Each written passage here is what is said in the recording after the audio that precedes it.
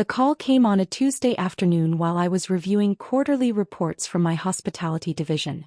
Amanda Sterling, the city's most exclusive wedding planner, sounded uncomfortable as she delivered the message that would change everything between my family and me forever. "Hi Jessica, this is Amanda from Sterling Events. I'm calling about your sister Emma's wedding next Saturday." Her voice carried that particular strain of someone delivering bad news. "Your parents contacted me this morning. They said you won't be attending and asked me to remove your seat from the reception." I set down my pen and leaned back in my leather chair, looking out at the city skyline from my corner office. 28 years old and my family still treated me like the disappointment who never amounted to anything. They had no idea that the woman they dismissed as their struggling artist daughter was actually the CEO of Meridian Hospitality Group, owner of 17 luxury venues across 3 states. "That's interesting," I said calmly. "Did they give you a reason?" Amanda hesitated. "They mentioned something about you not being able to afford the dress code and that it would be embarrassing for the family photos." "I'm really sorry, Jessica. I know this must be difficult." "The dress code. Of course. My parents had insisted on black tie formal, knowing full well that my cover story involved living paycheck to paycheck as a freelance graphic designer. They thought I couldn't afford a proper gown for Emma's wedding at the prestigious Grandview Manor." "That's perfectly fine, Amanda," I replied, my voice steady. "But could you tell them one thing for me?" "Of course. What would you like me to say?" I smiled, pulling up the property records on my computer screen. "Tell them that the venue owner sends her congratulations." There was a pause. "I'm sorry, what do you mean?" "Grandview Manor, Amanda. I own it. I've owned it for 3 years." The silence stretched for nearly 10 seconds. When Amanda finally spoke, her voice was barely a whisper. You're J.M. Torres? The owner of Meridian Hospitality?" "That's correct. And Amanda, I think we need to have a conversation about Saturday's event. Let me explain how I got here because even I sometimes can't believe how perfectly this all fell into place. 3 years ago, while my family celebrated Emma's engagement to David Ashworth, son of the city's second richest family, I was quietly building an empire they never saw coming. They thought I was struggling to pay rent on my tiny studio apartment downtown. In reality, I was living modestly by choice, reinvesting every dollar into my growing business. It started with a single property, an abandoned ballroom on the outskirts of the city that I bought for $200,000 with money I'd made developing websites for tech startups. While my family assumed I was barely scraping by, I was actually pulling in 6 figures annually from my digital marketing company, which I ran under a different name. I renovated that ballroom myself, learning construction skills from YouTube videos and working 16-hour days. When it reopened as the Sterling Ballroom, it became the most sought-after wedding venue in the region within 6 months. The profits from that single venue allowed me to purchase 2 more properties within a year. My family never asked about my work beyond polite dinner conversation. When I mentioned picking up some graphic design projects, they nodded sympathetically and changed the subject. They never wondered why I never seemed stressed about money or why I always paid for family dinners without hesitation. By the time Emma got engaged, I owned 8 venues. When she announced she wanted to get married at Grandview Manor, the crown jewel of the city's event spaces, I couldn't resist. I bought it 6 months later through a shell company, paying $3.2 million in cash. Emma had no idea she was planning her dream wedding at a venue owned by the sister my parents considered too poor to attend. After my conversation with Amanda, I spent the rest of the afternoon reviewing the wedding contract. The Ashworth family had spared no expense. Premium catering, top-shelf liquor, a 12-piece orchestra, and enough flowers to stock a greenhouse. The total cost was approaching $75,000, with my venue rental making up $15,000 of that. The irony wasn't lost on me. My parents were paying me $15,000 to host a wedding they didn't want me to attend. I called Amanda back around 4 o'clock.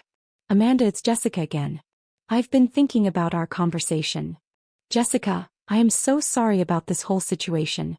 If I had known you were the owner, I never would have." "Don't apologize.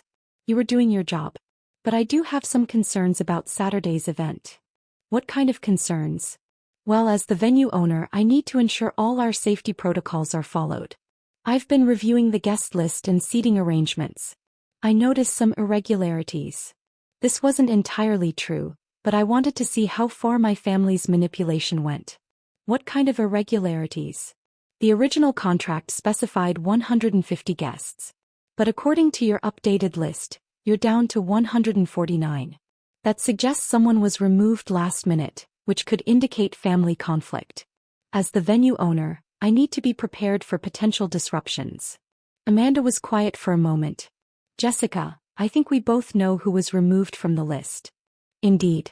And as a hospitality professional, I find that concerning. Last-minute family drama often leads to wedding day disasters. Emotional outbursts, uninvited confrontations, social media scandals. These things damage a venue's reputation. I could hear Amanda flipping through papers. What are you thinking? I think the family needs to be informed about some policy changes. Effective immediately. The next morning, I drove to Grandview Manor to inspect the wedding preparations personally. As the owner, I rarely made unannounced visits to my properties, but this situation called for special attention. The venue was stunning. My staff had outdone themselves transforming the grand ballroom into Emma's fairy tale vision. White roses and baby's breath cascaded from every surface. Crystal chandeliers cast rainbow patterns across the marble floors, and the sweetheart table was positioned perfectly to catch the golden hour lighting through the floor-to-ceiling windows. Emma was there with my mother doing a final walkthrough. They stood near the gift table reviewing seating cards. The photos are going to be perfect, my mother was saying. The Ashworth family will be so impressed. And thank goodness we don't have to worry about Jessica embarrassing us with some thrift store dress. Emma laughed. I know, right? Can you imagine her trying to fit in with David's family? She'd probably show up in something from Target. I watched from the mezzanine level where the venue's business offices overlooked the main floor. They had no idea I was there. I still feel a little bad, Emma continued. She is my sister. Honey, some people are just destined for different paths, Mom replied. Jessica chose to be an artist instead of getting a real career. We can't let her poor decisions reflect on your special day. My phone buzzed. A text from my father. Hope you understand about Saturday. Family events require a certain image. Maybe next time you can join us for something more casual. The condescension was breathtaking. These people had no idea they were standing in a venue I owned, criticizing me for life choices that had made me wealthier than all of them combined. I typed back, I understand completely. Enjoy your evening. Then I called my head of security. Marcus, it's Jessica. I need you to review the guest list for Saturday's wedding. Flag any attendees who might cause disruptions. Is there a specific concern, Ms. Torres? The host family has a history of last-minute drama. I want security positioned strategically in case there are any uninvited confrontations or emotional outbursts. Understood. Should we prepare for the possibility of uninvited guests? I smiled. Actually, yes. There's a chance someone might show up unexpectedly. Make sure they're treated with the utmost courtesy. Thursday brought another interesting development. Emma called me directly, which hadn't happened in months. Yes, it's me. I wanted to talk to you about Saturday. Congratulations on your wedding, Emma. I'm sure it will be beautiful. Thank you. Listen, about the whole seating thing. Mom and Dad made that decision without asking me. I know they said you couldn't come, but I want you there. This was unexpected. Emma, I appreciate that, but... No, listen. You're my sister. I don't care what they think about your job or your clothes or whatever. I want you at my wedding. For a moment, I felt a genuine pang of affection for my younger sister. Despite everything, she was trying to do the right thing. That's very sweet of you, Emma. But won't that cause problems with Mom and Dad? Let me worry about them. I'm the bride. What I say goes. I made a decision. Emma, what if I told you I had a solution that would work for everyone? What kind of solution? What if I could attend the wedding without causing any drama or embarrassment for the family? How would that work? Leave that to me. Just trust me, okay? She was quiet for a moment. Hey. But Jess. Whatever you're planning, please don't do anything that will ruin my wedding. Emma, I promise you this. Your wedding will be absolutely perfect. Everything will go exactly as planned. It was a promise I intended to keep. Saturday morning arrived crisp and clear. I woke up in my penthouse apartment and spent an hour getting ready with the same care I'd put into preparing for board meetings with Fortune 500 companies. Hair styled in an elegant updo. Makeup applied with professional precision. And the dress. A custom Vera Wang creation in midnight blue that had cost more than most people's monthly salary. I looked every inch the successful businesswoman I was, rather than the struggling artist my family imagined. At 2 p.m. I drove to Grandview Manor in my black Tesla Model S. Another purchase my family knew nothing about. I parked in the owner's reserved spot and made my way to the staff entrance. The wedding was scheduled for 4 p.m. with cocktails at 5 and dinner at 6:30. I had roughly 2 hours to observe from behind the scenes before making my entrance. Amanda found me in my office reviewing the final timeline. "Jessica, you look absolutely stunning. Are you sure about this plan?" "Completely sure. Is everything ready?" "The staff has been briefed. Security knows their positions. And I spoke with the photographer about the additional shots you requested." "Perfect. And my family?" "They arrived about 20 minutes ago. Your parents are in the bridal suite with Emma. Your father mentioned something about dodging a bullet with your absence." I nodded. "What about the Ashworth family?" "They're impressed with the venue. David's father specifically complimented the impeccable taste of whoever selected this location." "Excellent. Is Emma nervous?" "All brides are nervous. But she seems happy. She asked about you twice though." "She'll see me soon enough." The ceremony was beautiful. I watched from the vendor area as Emma walked down the aisle in her flowing white gown, radiant with happiness. David looked genuinely smitten and their vows were heartfelt and personal. Despite everything happening with my family, I found myself genuinely moved by my sister's joy. My parents sat in the front row beaming with pride. Dad wore his most expensive suit, and Mom had clearly spent hours at the salon. They looked every inch the successful, respectable family they worked so hard to project.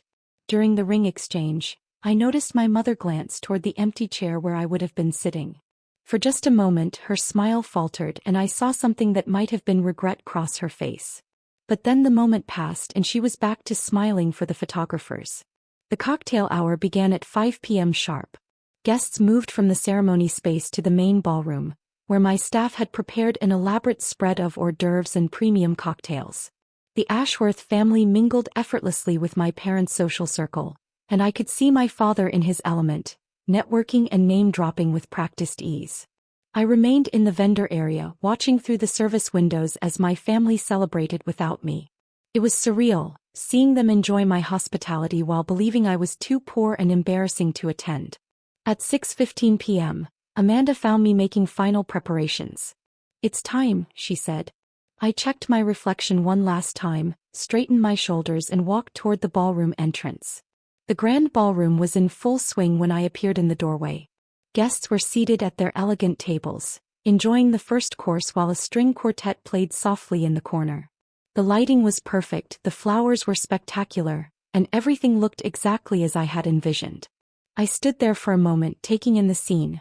Then I began walking slowly toward the head table where Emma and David sat with their families. The first person to notice me was David's Aunt Margaret, who did a visible double-take when she saw me. Then David's father, William Ashworth, looked up from his conversation and his eyes widened. "Good heavens," he said loud enough for nearby tables to hear. "Is that Jessica Torres?" My father's head snapped up at the sound of my name. His face went through several expressions in rapid succession. Confusion, recognition, and then something approaching panic. "Jessica?" my mother gasped. "What are you doing here?"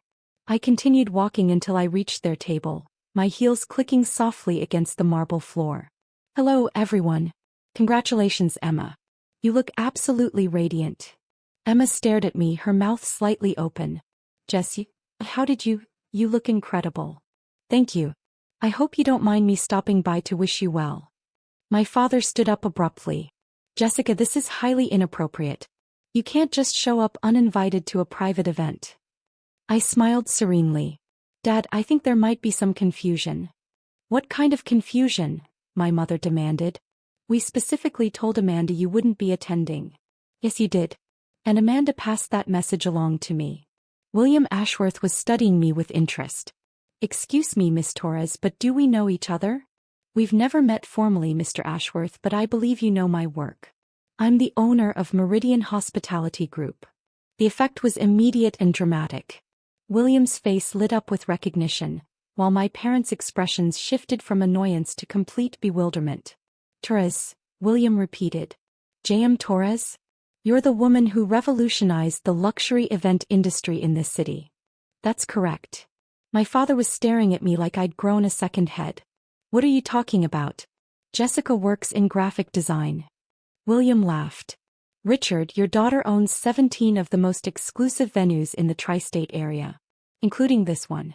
We're literally celebrating at a venue owned by your own family member. The silence that followed was deafening. I could see other guests turning to watch our conversation, sensing drama. Emma found her voice first. Jess, is this true? Do you really own Grandview Manor? I do. I purchased it 3 years ago. The same week you got engaged, actually. My mother's face had gone completely white. That's impossible.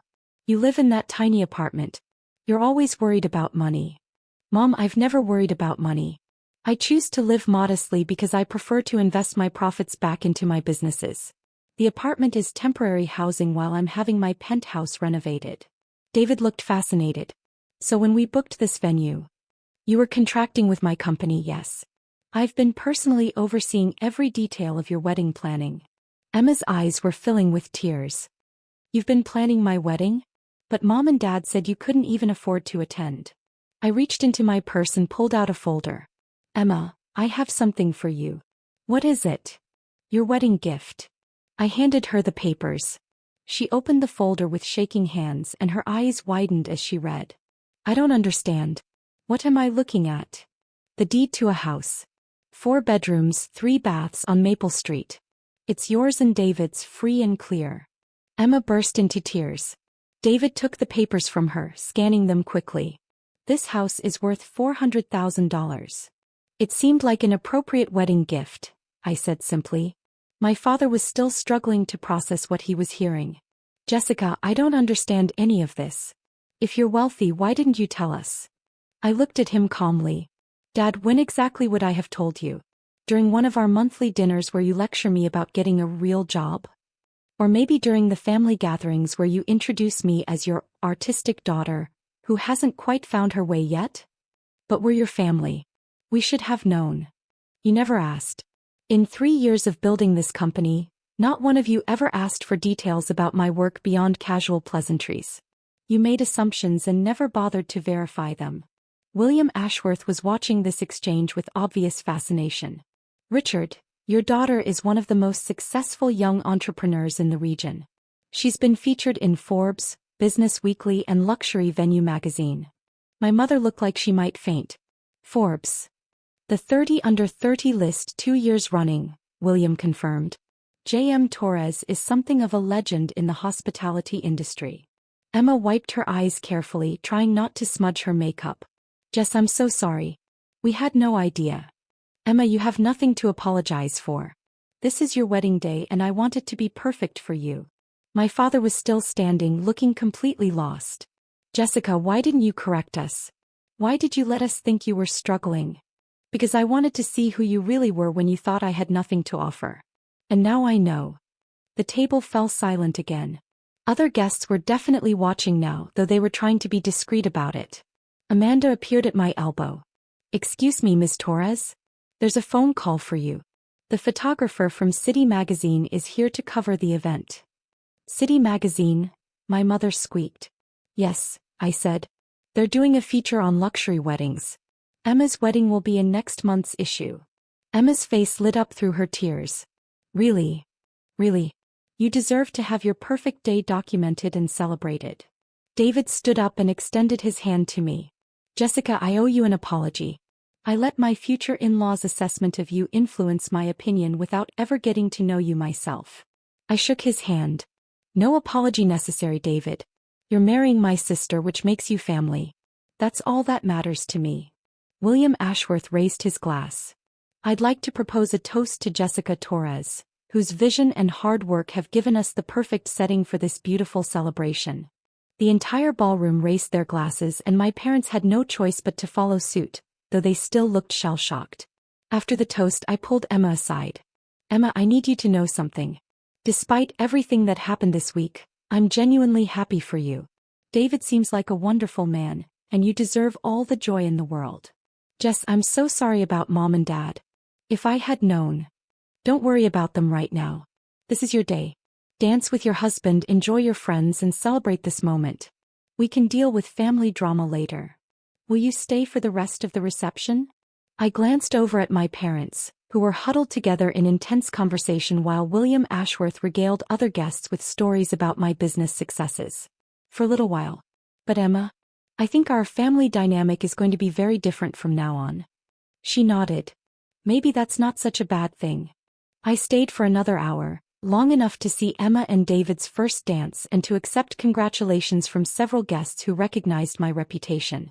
The Ashworth family treated me like visiting royalty, with William insisting on introducing me to every important person in the room. My parents remained subdued, clearly struggling to reconcile the successful businesswoman standing before them with the daughter they thought they knew. As I prepared to leave, my father approached me. Jessica, could we talk privately for a moment? I followed him to a quiet corner of the venue. I owe you an enormous apology, he began. We completely misjudged you and our behavior this week was inexcusable. Dad, I appreciate that, but... No, let me finish. We uninvited you from your own sister's wedding because we were embarrassed by what we thought was your lack of success. Meanwhile, you were not only successful beyond our wildest dreams, but you were also personally ensuring that Emma had the wedding of her dreams. The irony is overwhelming. I studied his face, seeing genuine remorse there. Dad, what exactly are you apologizing for? For not believing in me or for getting caught not believing in me? He was quiet for a long moment. That's a fair question. And I think the honest answer is both. At least you're being honest. Jessica, is there any way we can move forward from this? I know we've damaged our relationship, but you're still our daughter. I considered his question carefully. Dad, I've spent 3 years building a business while letting you believe I was failing. Part of that was because I wanted to succeed on my own terms without family expectations or pressure. But part of it was also because I wanted to see how you'd treat me when you thought I had nothing to offer. And we failed that test. You did. But the question now is, what do we do with that information? He nodded slowly. What would you like from us? I'd like you to respect me. Not because I'm successful, but because I'm your daughter and I deserve your respect regardless of my net worth. I'd like you to stop making assumptions about my life and actually ask me about what I'm doing. And I'd like you to apologize to Emma for trying to manipulate her wedding guest list. Done. All of it. Dad, I'm not going to pretend this didn't happen. Our relationship is going to be different now. I understand. But Jessica. Yes. I'm proud of you.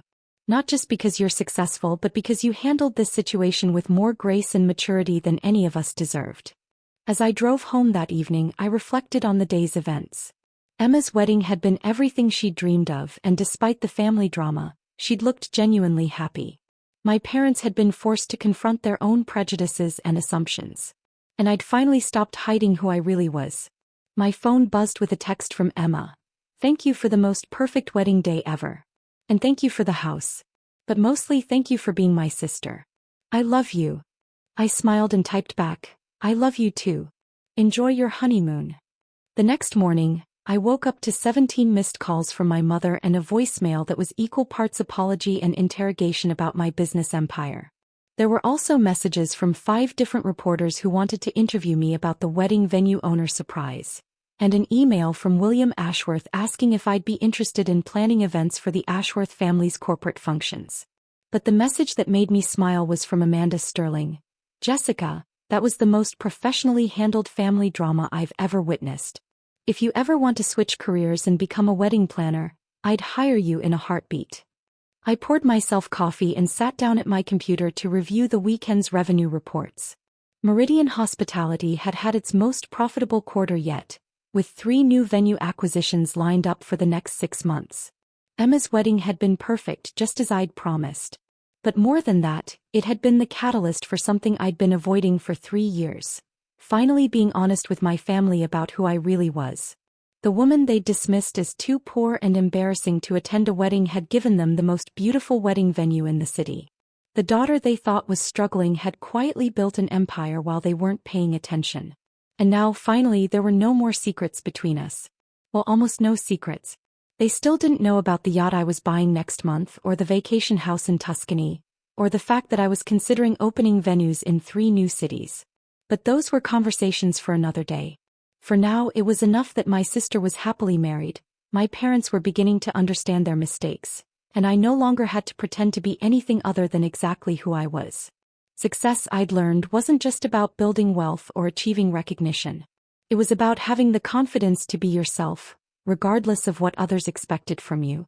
And in that ballroom, surrounded by family who finally saw me clearly, I'd felt more successful than any business deal had ever made me feel. The best part? This was just the beginning.